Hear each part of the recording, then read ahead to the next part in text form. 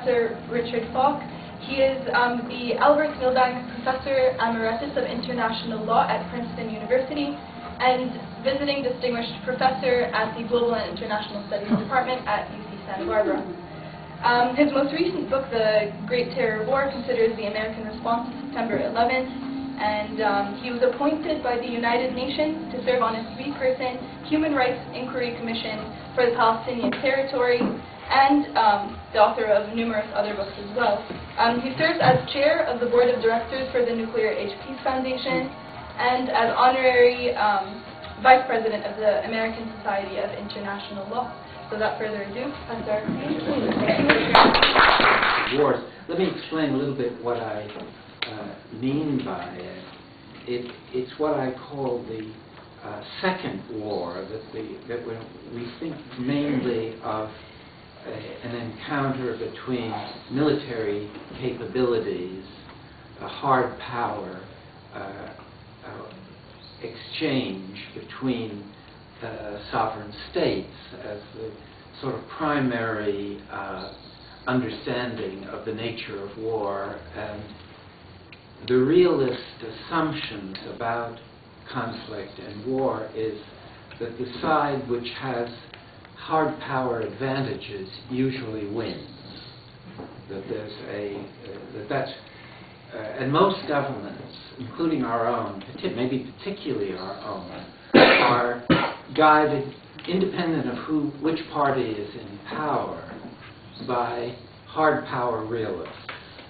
That is, they believe that the main agency of history and of historical change is by successful deployment of hard power in conflict situations or to address hostile adversaries. Really? And my sense increasingly has been that there's some fundamental misconceptions embedded in that hard power realist understanding of conflict and history. The difference between where hard power works, which is either defensively or on a military battlefield, but where it doesn't work is when you try to engage in foreign intervention to restructure a society according to your own political goals. In other words, foreign intervention in the non-Western world since the end of World War II has consistently failed. And yet, that failure hasn't registered. Mm-hmm. And we continuously try to reinvent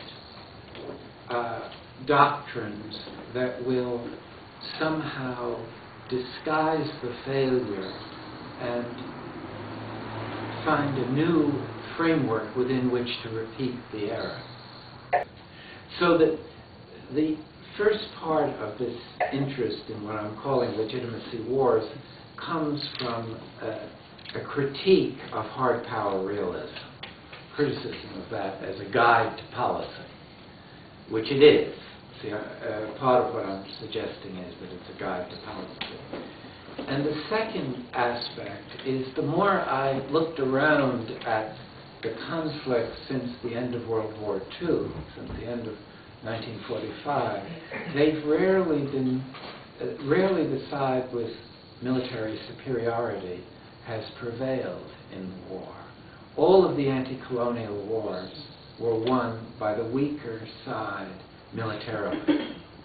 And some of the victories were spectacular in this regard.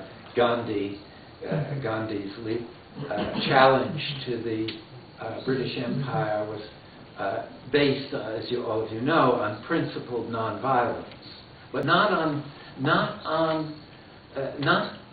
renouncing coercion.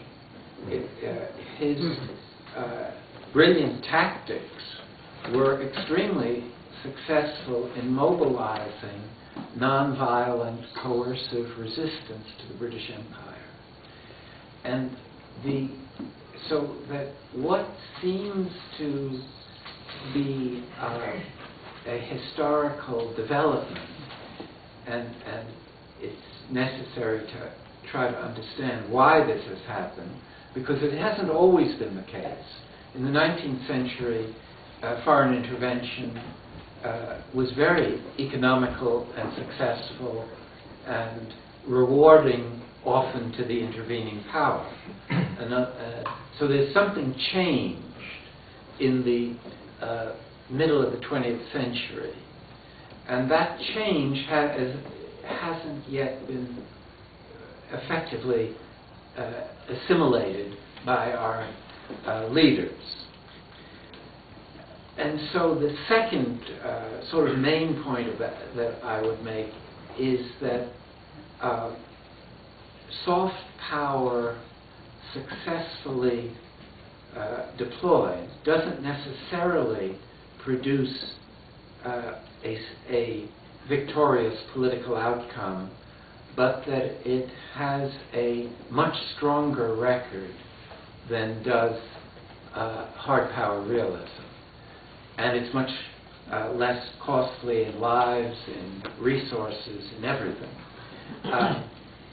And what makes it work are two things. One is gaining the high moral ground. And the way that the high moral ground was achieved after World War II was essentially the discrediting of colonialism and the affirming of the right of self-determination, an idea that really was born through Woodrow Wilson in this country, but was meant in a narrow way initially, but it was an idea that spread very powerfully and gave rise to nationalism throughout the non-Western world. And it was the absence of nationalism that really allowed the empires to be established. That what happened was that this sense of the invulnerability of the side with this better military technology was suddenly shown to be not altogether compelling. What I'm suggesting is that this combination of gaining the high moral ground plus the dissemination of a nationalist ideology that became a very powerful mobilizing force really shifted the balance of forces in this soft power direction. And various soft power consequences, soft power costs. And this produced these events that you can only explain in retrospect. No one anticipated them. Namely, the release of Mandela, the peaceful transformation of South Africa into a multiracial constitutional democracy. And that, to me, is the essence of what I mean by a legitimacy war.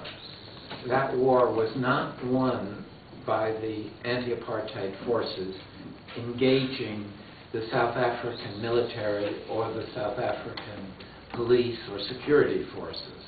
It was won in this non-territorial global symbolic battlefield where the anti-apartheid forces sufficiently dominated the high moral ground to be able to deploy these soft power instruments very effectively. I welcome your question.